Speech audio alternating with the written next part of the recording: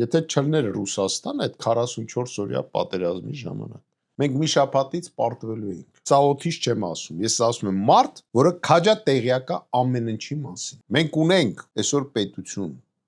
բայց մենք դեռ չենք դառել պետականամեջ ժողովուրդ լիովին, որտեղ մենք փորձում ենք մեր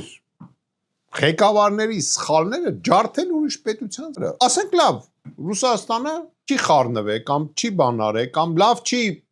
իրան պահե կամ չգիտեմ ինչ արե, չգիտեմ։ Ես լիովին հակառակը գիտեմ։ Մենք մի բան պետք է հասկանանք հստակ։ Եթե մենք մեկի հետ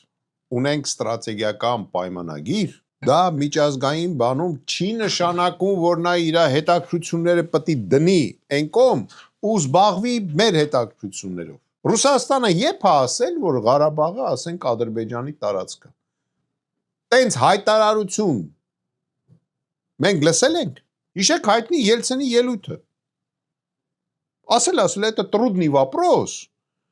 это надо решать։ Դրանից հետո ստեղծվել է այդ Մինսկի խումբը։ Ու այդ Մինսկի խումբից միայն ու միայն Ռուսաստանն էր, որ չէր ճանաչում Արցախը Ադրբեջանի տարածք։ Հա, միևնույն ժամանակ չէր ճանաչում, որ դա մերն է։ Միակ երկիրն է եղել աշխարհում,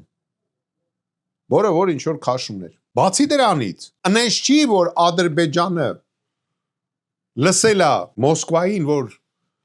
տենց մի հատ զանգով կամ լսել է, չէ։ Կասպից ծովի ռուսական նավատորմը դուրս եկե կանգնել է Բաքվի ռեյդին եւ ստիպել է Ադրբեջանին կանգնեցնել իր գործողությունները։ Ռուսական կողմը բարձրացրել էր ստրատեգիական ավիացիան, Բաքվի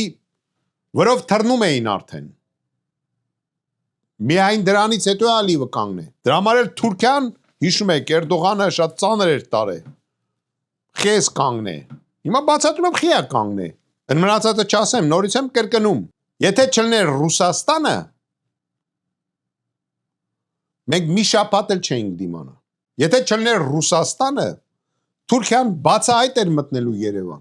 Եթե չլներ Ռուսաստանը, Իրանը մտնելու էր Սյունիք։ Ռուսական կողմը արել է ավելին, քան 90% Հայաստանի ճանաչումը։ Իսկ մեր այդ սուտասաններն էլ դրանից օգտվում են, որ ժողովուրդը տեղյակ չի։ Դրա համար ես կարծում եմ, որ մենք կդառնանք այն ժամանակ պետություն, երբ որ նստենք քննարկենք, ասենք մենք ինչ ենք սխալ արել, որ մեր ստրատեգիական սահյուզնիկը Իրան պահելա ոչ այն ձև, ոնց որ մենք սպասում էինք։ Այս լոգիկան երբ որ աշխատեց, այն ժամանակ կարանք ասենք, որ մենք մեր պետությունը պահպանելու ենք։